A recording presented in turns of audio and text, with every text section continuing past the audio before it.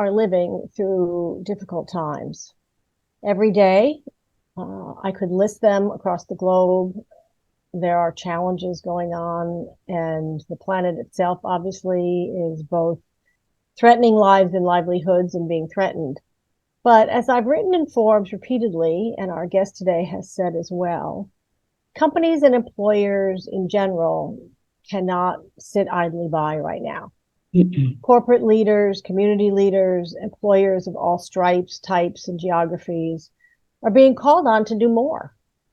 Studies show that more and more employees want to work for organizations that align with their values and take a stand on important issues, whether that's climate change, social equity, or the war in Israel and Gaza, the war in Ukraine, the barbaric attacks on Israelis, or fill in the blank because it's going on in Sudan and other places as well.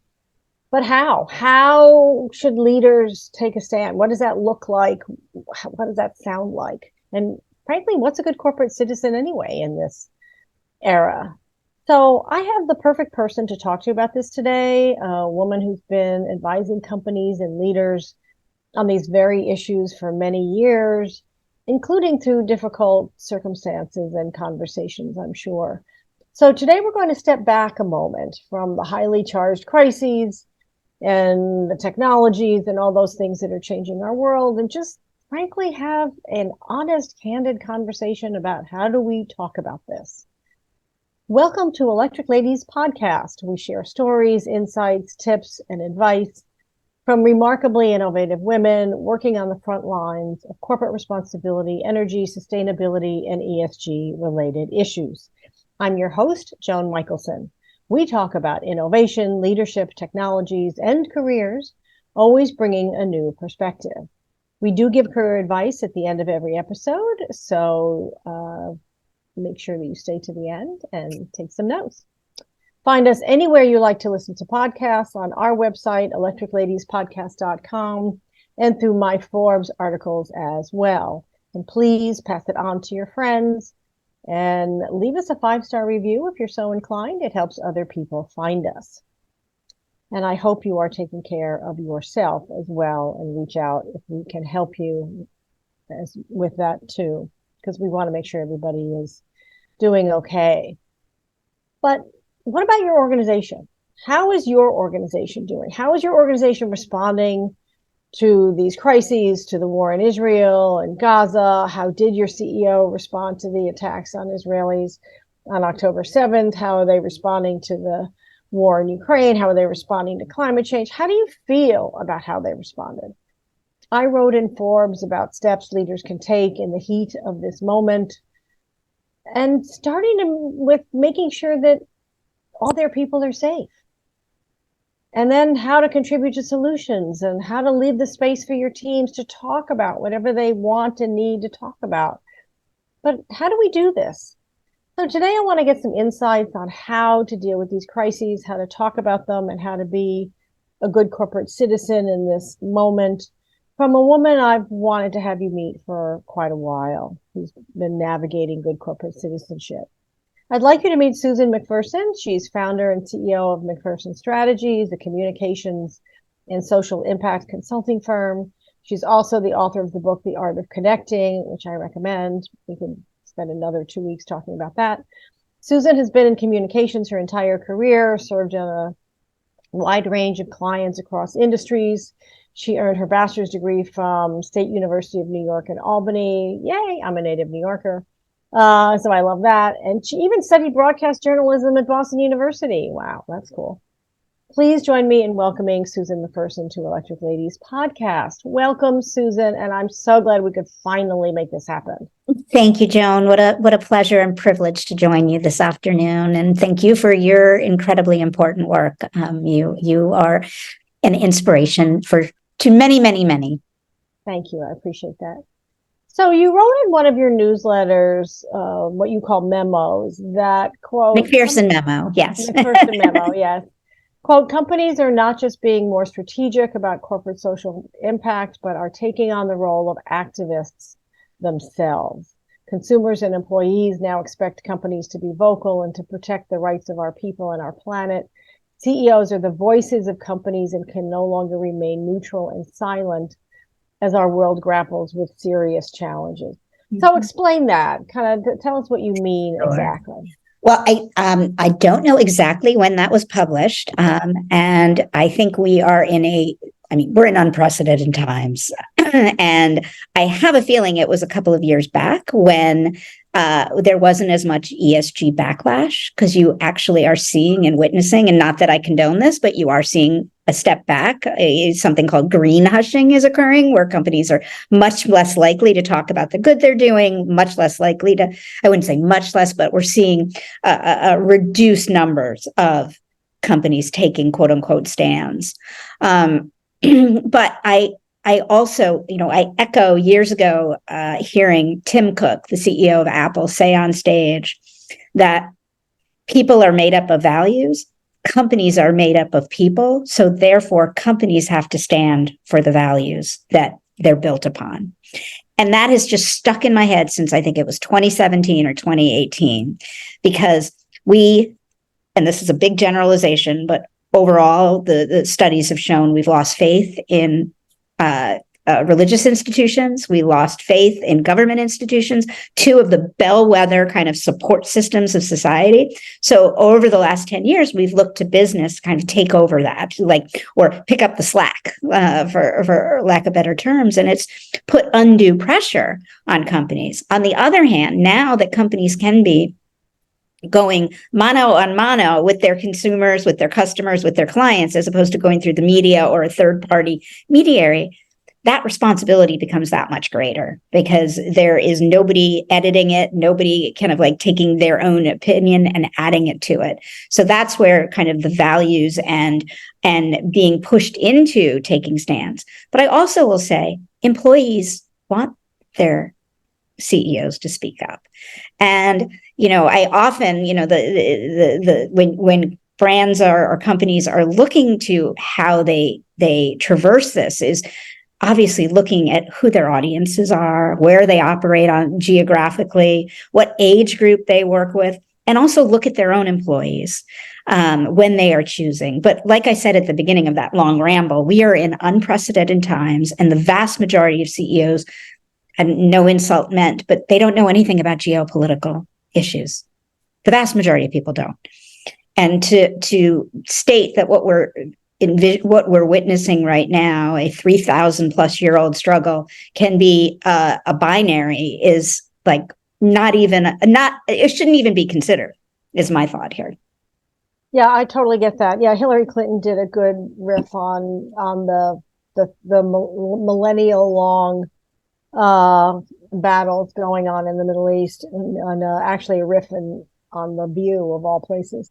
But to your point about what companies and what employees want, I was fascinated that the Edelman 2023 Trust Barometer showed that people trust companies more than any other sector. I mean, it kind of goes to what you were just saying about not trusting the media, not trusting government.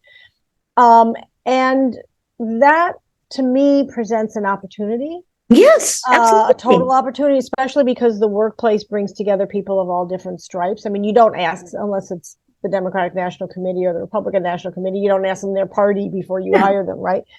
So, but give us a couple of examples, but first kind of define a good corporate citizen. I mean, you kind of talked around it just now, but really, what is that? Is it listening more than speaking? Making sure I hate to use this word, stakeholders, but I'm just going to use it. But your employees, make sure you talk to them first and listen to them first before going out with any kind of statement, any kind of, in an interview. It starts within. I often compare it to, you don't build a house without having a foundation. Okay. So I often say also, we have 2 ears and 1 mouth for a reason. So leaders need to be listening much more. And in conflict times, it's much more about mano a mano, individual conversations, rather than these overarching statements, because you'll be damned if you do, and you'll be damned if you don't. But I have just seen it in companies like that we are working with, that they need to have a plan in place, and not just for the present crisis, but future ones and previous ones. What did they do right? What did they do wrong? I know, what happened to Bud Light this year has terrified companies. What happened with Disney and I don't want to name his name, the governor of Florida, also terrifies. But to me, that is not a reason not to speak up. But you can't speak up unless you are highly educated in the topic, and it actually relates to your people and the business and the places you operate. Because if not, it will fall on deaf ears. It'll be insincere and, quite frankly, inappropriate. That's great. And I think that companies, there's always more to know. So, and we live in a global, right, exactly. And we live in a global time. So pretty much any company, even this is going out globally, right? It's not just in the United States, this interview. And so we have to be sensitive, but we also have to be authentically who we are and be willing to take a stand and say, this is wrong, or this is right, or whatever, and say there's gray and there's, everybody deserves respect and humanity. The head of Korn Ferry did a beautiful statement after October 7th, and I think it was actually the beginning of the attacks on Gaza, where he talked about our shared humanity. Yeah. And that to me hit the right note. It's like, so it almost sounds a little bit like you're saying, be careful, but be brave, but be careful. Yeah. Yeah. Sometimes saying nothing can feel safer than saying anything, but saying nothing is also saying nothing, right? You're saying something by saying nothing. But there are ways right now. Look, there's no way to win here. Okay, people are dying. All right, whether there's many people who feel it's justified because what happened. There are many people who don't. So if you take a side on this, you just have to understand the ramifications that you're facing and have a plan for that. Nike, Google, some of these other folks have put out statements, and then certain sides felt that they weren't strong enough. Other sides felt they were too strong. So, but I also believe if they said nothing, that would also be problematic. But I think the Korn Ferry one was a Korn Ferry, that you just mentioned sounded thoughtful, kind, caring. But I just also want to reiterate, Joan, what's more important is actually listening and caring for your existing employees than whatever you put out.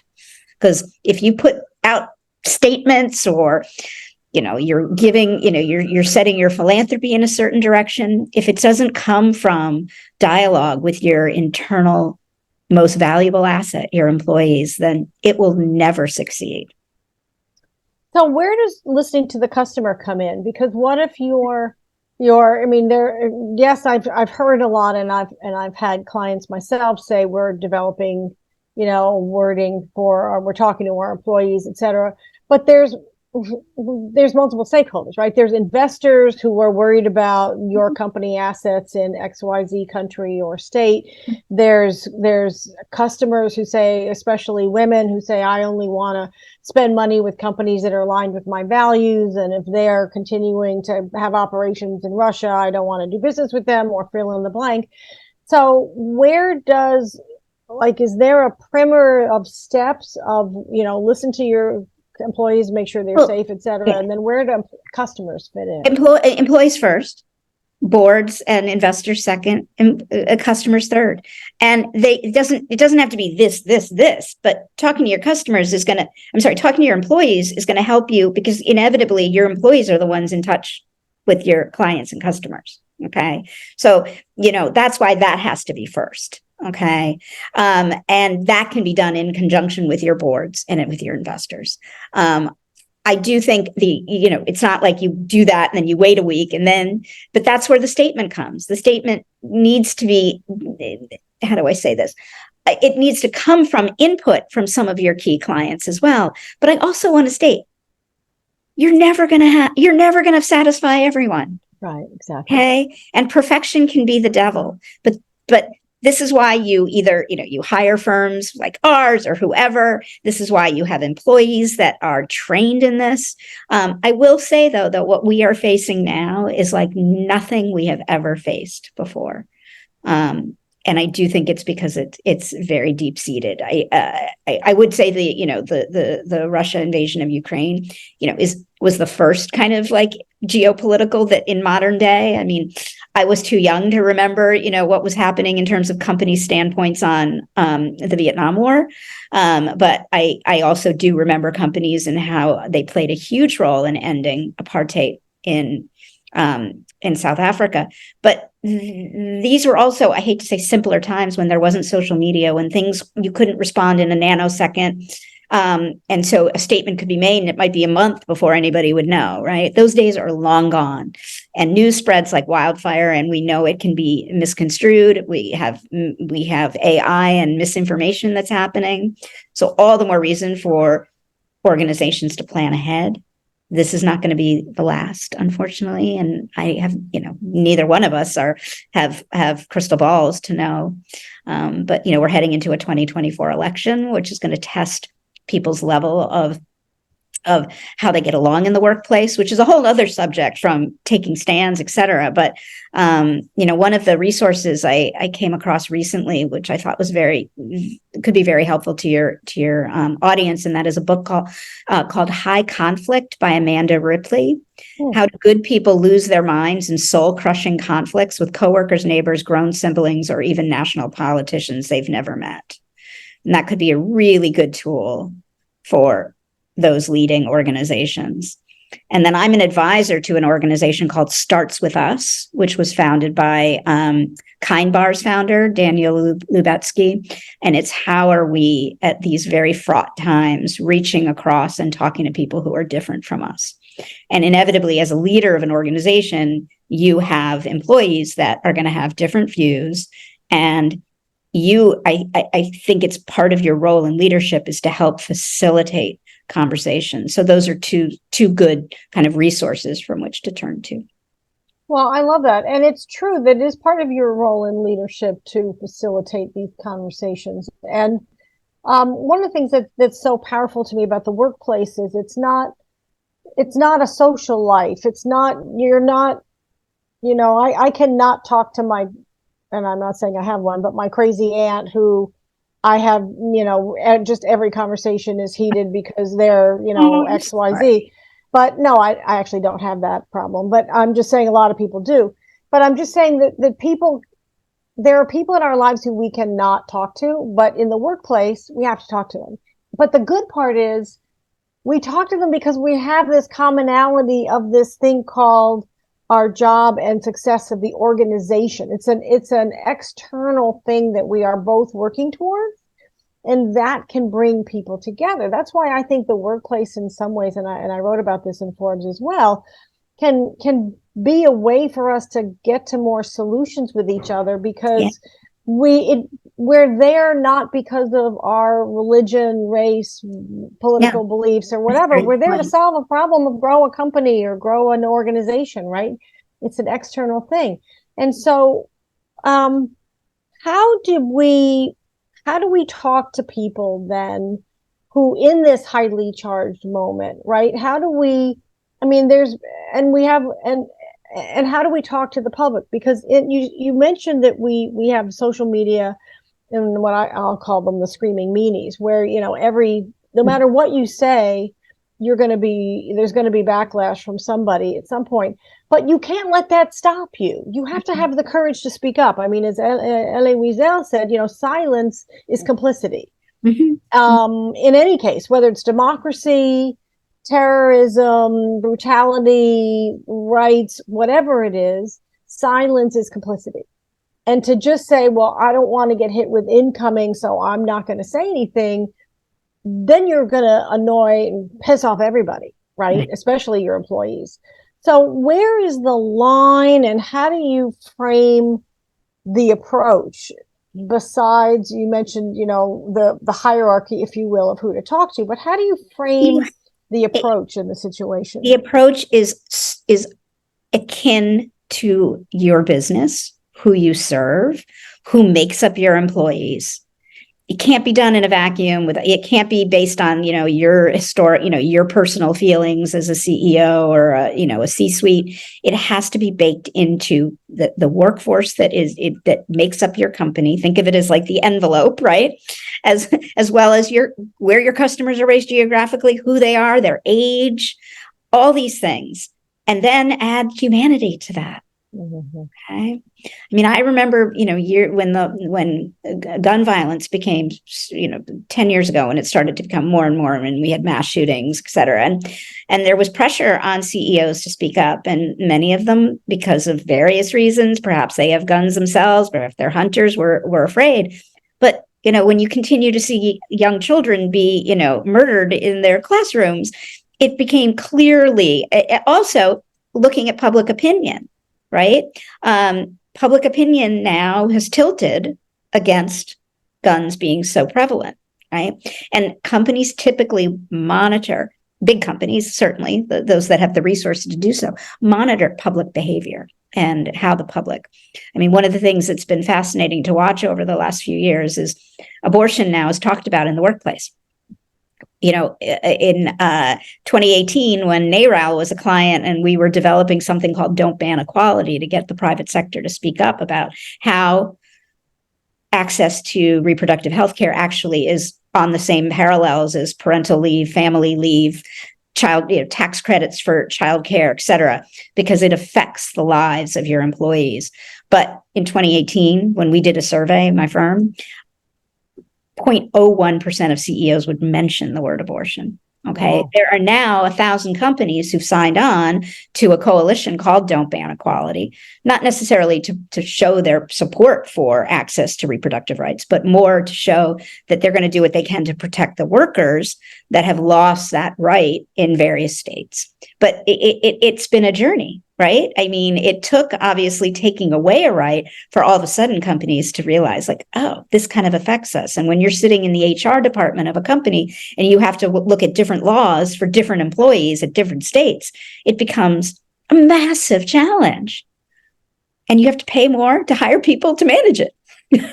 Anyhow, I digress, but yeah, no, you're absolutely right. But this is what I'm talking about. And I want to get to this balance of courage and, bravery and taking a stand versus being careful. Because, for example, Tim Cook came out as being gay. And when asked about it, he said he believes in being authentic as a person and as a leader, and that he wanted to share that with the world, knowing that it would ripple through.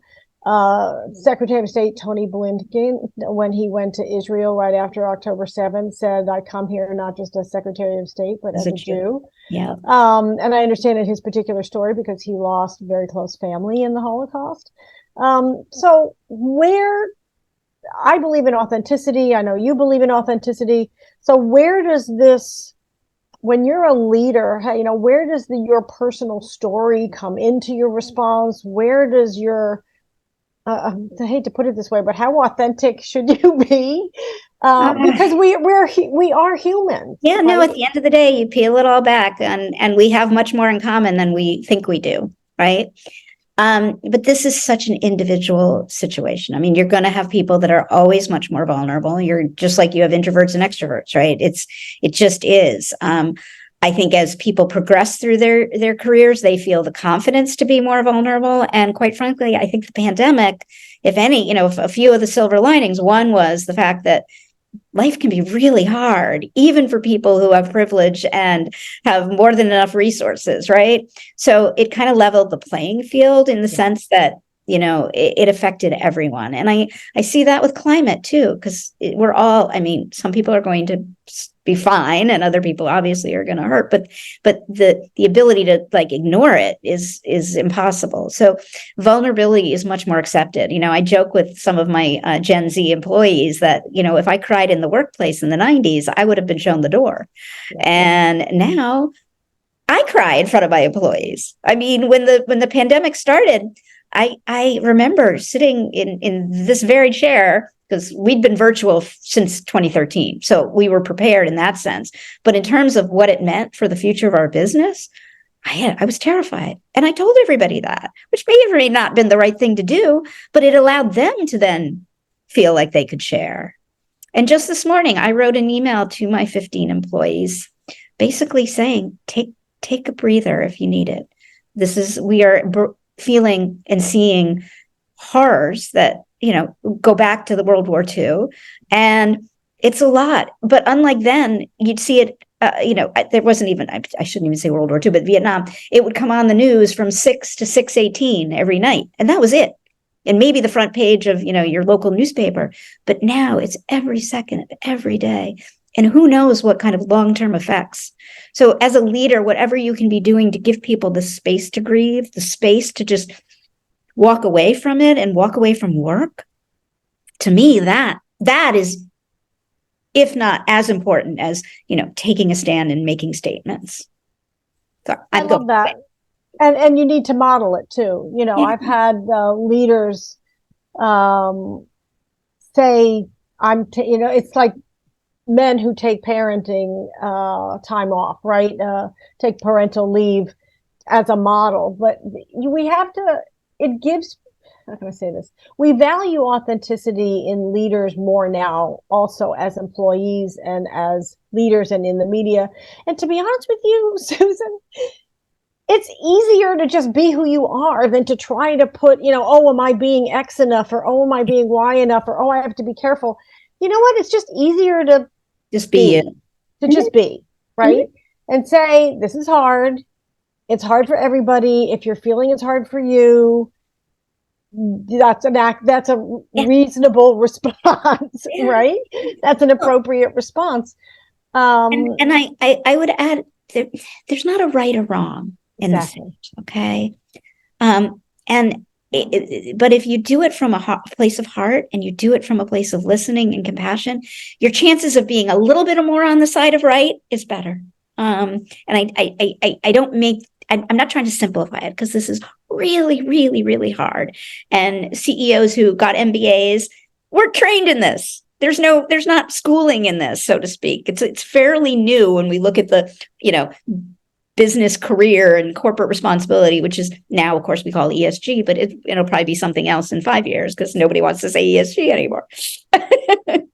So a couple of quick things. Then I want to get some career advice from you for everybody. But I'm faculty, ESG faculty on a training program for boards of directors and prospective boards. And we had a faculty meeting that actually got emotionally charged. And I was surprised that it got emotionally charged. So how do you suggest that board members, who are the bosses of management and in many ways responsible for setting the tone with leadership, with the C-suite, but how do you suggest board members think about this and how they should respond? Well, their fiduciary responsibility is to the long-term success of the company. So they need to park their own, personal vendettas or issues at the door, because they have to look at this from the health of the organization and the shareholders. And I know I sound like Milton Friedman here. That does not mean we can't do good and, fund causes that are meaningful and aligned or not aligned with our companies. But the point is you've got to come in with a pragmatic sense, and you've got to think long-term, what is best for my people, what is best for where we do business, and what is best for the future of the organization. And that needs to be the grounding. Easier said than done, of course. But I think, fundamentally, the buck stops with the decisions that the board helps make with the C-suite. But if anything, they have to be the guiding light to reiterate that this has to be done carefully. This has to be done kindly. This has to be done listening. Just like any employee and just like any C-suite. I hope I'm making sense. No, you are totally. And I think it's also important to have people to acknowledge that this is emotionally charged and everybody may have their own feelings. And if we don't maintain the company as a going concern, then none of these people will have a job, and that's our bottom line, right? Yeah. And if the board can't get along, you can only imagine what's happening within the troops. Okay. So right, exactly. the modeling behavior is also very important.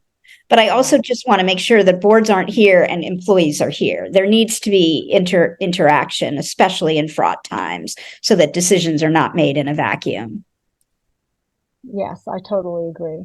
The only caution that I would raise on that is sometimes the employees that you hear the most are the loudest, and they're not necessarily the majority of your employees, because as we said before, a lot of moderate people tend to just be quiet and kind of manage, whereas it's the screaming meanies that get a lot of the coverage and a lot of the attention, but they may not be. So you have to be careful to not perceive that the people who are screaming the loudest represent the lion's share of what your employees care about. Right. Well, look at our media. Look at social media. Guess what escalates so much more quickly? Far left, far right. Where's the middle? So I agree with you. But this is where the listening and actually reaching out one-on-one and helping your middle managers understand how to reach out. Right. And again, depending on this vastly differs depending on the size and makeup. And it's certainly, add the element of a hybrid workplace to this. And oh my, what complexities we're talking about. I mean, this is not easy times. And it's unprecedented on every level. I mean, every aspect of this is completely unprecedented. There's never been a combination of these factors going on at once, right? A perfect storm. It's what? A perfect storm. Well, unfortunately, in many ways, there's about 4 entendres in that one. You've mentioned a few times this wave of anti-ESG. One of my theories about it, and again, I've written about this and covered this as well, is that the wave of pushback shows that it's having an impact. Because if you're not having an impact, people don't rise up who feel threatened by you. And so the train has left the station. The regulations are in place. The European regulations are in place. The SEC is coming out with theirs, et cetera. Customers want companies to be sustainable. There's study after study, 72% of people want to buy Gen Z. Blah, blah, blah, right, Gen Z, and they might not want to call it ESG, but one way that I look at it is, if your investment manager came to you and said, Susan, I'm not going to consider risk in managing your portfolio. I mean, I'm just not. I mean, you would fire them, because that's what it is, right? And to me, ESG is managing risk as well as opportunity. So how do you suggest that companies respond? How do you respond to anti-ESG stuff? How do you suggest the rest of us respond to it? Well, first of all, it's so short-sighted. And the vast majority of the American public does not have a clue what the words ESG. I would fundamentally, don't call it that. Call it sustainability, call it social impact. It doesn't have to be called ESG, but stop with this nonsense. Okay. The planet is burning alive. We are increasingly seeing massive weather patterns change. We know that it's the largest largest number of displaced people on the planet that is only going to increase. And companies are contributors to all of this if they don't start focusing on building a sustainable future with their product development, with their product manufacturing, with their drilling, with all the things. I mean, I always say, sometimes I say, do these people have grandchildren? Do they have children? Right? And I get it. Profit is a nice thing. Money is a nice thing. But that money will run out. We inevitably will run out of fossil fuels. It's not like the earth is going to continue to create them.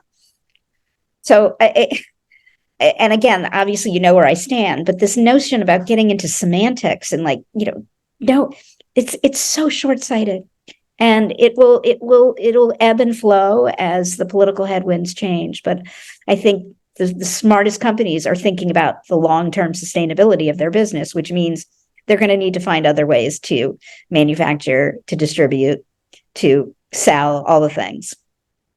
And there are a lot of business and career opportunities in this Yes. way. There's tremendous. I mean, I'm talking Absolutely. about a new client who's helping to look at some of these opportunities, and then they're going, "Oh yeah, I guess there's oh yeah, and there's and oh yeah, there's and it's like the wake. I mean, one great example is Dell came out with a all net zero computer.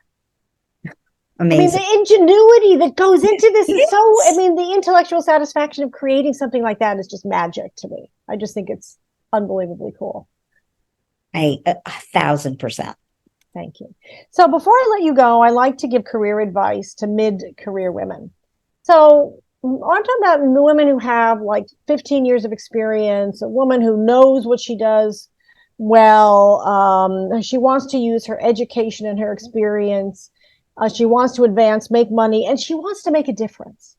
And doesn't feel like she needs to, make a trade-off. It's not like go to your day job and then donate money or what volunteer. They wants to do it together. What advice would you give her? Connect. Connect. Now, well, there we go. When I look back, I founded my company at age 48. And about 6 years in, I realized 90% of our business was inbound.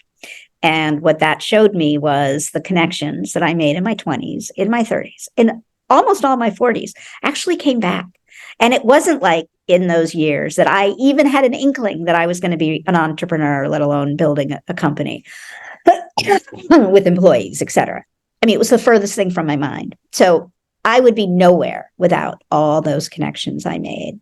But this also means not, and for anybody who reads my book, The Lost Art of Connecting, it's doing an internal audit of yourself and learning what your superpowers are, and then being able to show up in the world offering support to others. And I guarantee you the support will come back. It may not be the next day, it may not be the next week, but over the arc of your career. And connecting is hard. We went 2 years or more than 2 years of being isolated from one another, but it's possible. We have all the tech tools to connect, but I ask people to bring intentionality to those tech platforms that we're on. And back to what we were discussing, lead with kindness, lead with compassion, listen more than you speak.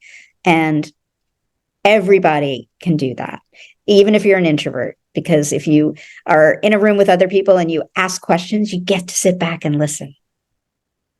And everybody is going through their own version of their own relative struggle, no matter what it is or what the outward package may look like, Exactly. So thank you so much for joining us today, Susan. I really appreciate it. And I appreciate your candor and all the work that you do to not just talk about this, but to actually make it happen in the world and help other companies make it happen. There's a lot more you and I could talk about. Any final thoughts before I let you get back to your day?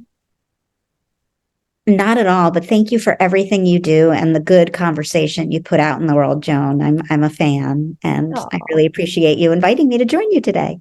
Well, thank you so much. And I do recommend your book. I enjoyed it myself, and I've got lots of notes in the margins of it. That's the greatest compliment when somebody says they took notes, because you're like, because I'm still, even it's been a couple of years, I'm still like, when somebody says to me they've read it, I'm like, really?